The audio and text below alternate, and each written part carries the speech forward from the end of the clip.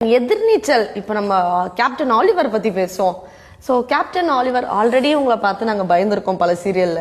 இதுல இன்னும் மிரட்டலான பர்ஃபார்மன்ஸா இருக்கே, இந்த எதிர்நீச்சல் தொடர்கிறத பத்தி சொல்லுங்க. ஸோ நான் இந்த சீரியல் ஒத்துக்கிட்டதுக்கு ரெண்டு முக்கியமான காரணம். First of course it was Sun TV prime time. Second வந்து திருச்செல்வம் சார். திருச்செல்வம் சார் இந்த கேரக்டர் சொல்றாரு அப்படிங்கும்போது அவர் அதுக்கான விஷயம் இருந்தால் தான் கூப்பிடுவாருன்னு எனக்கு தெரியும். ஏன்னா கோலங்களுக்கு பிறகு நாங்கள் எங்கேயாவது சந்திப்போம், பேசுவோம்.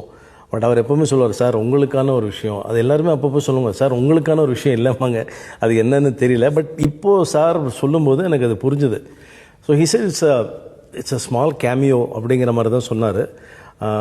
பட் அது எந்த அளவுக்கு ரீச் ஆச்சுன்னா 3 days we shot and I think it came for 2 weeks.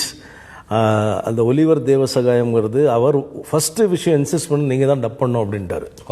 நான் நிறைய இடங்களில் வந்து ரவி தான் எனக்காக பேசுவார், டப்பிங் ஆர்டிஸ்ட் ரவி, சூப்பராக மேட்ச் பண்ணுவார். பட் இதில் சார் நீங்கள் தான் பேசணும். நான் சொன்னேன், சார் நான் பயங்கர பிஸியாக இருக்கேன், ட்ராவலில் இருக்கேன், ESPன்னு ஒரு படம் பண்ணிகிட்ருக்கேன், மலேசியாவில் ஒரு மாதம் ஷூட்டு. பட் எனக்கு எதிர்நீச்சல் எப்படி ஹெல்ப் பண்ணிச்சு அப்படின்னாக்க, நாங்கள் பத்து ஷூட்டிங் போகிறோம். பத்து கேஸில் போகும்போது பர்மிஷன் கொடுக்கல.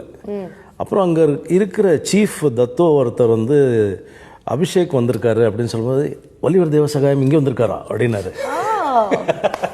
உடனே நீங்கள் வாங்கன்னு சொல்லி உள்ளே போய் உடனே சைன் பண்ணி நீங்கள் எங்கே வேணால் ஷூட் பண்ணுங்கள், ட்ரோனை பறக்க வைங்க, ஒன்றும் பிரச்சனை இல்லை அப்படின்ட்டார்.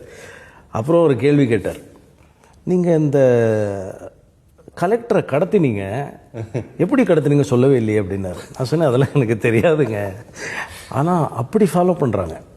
See, that's the power of television, power of Sun TV.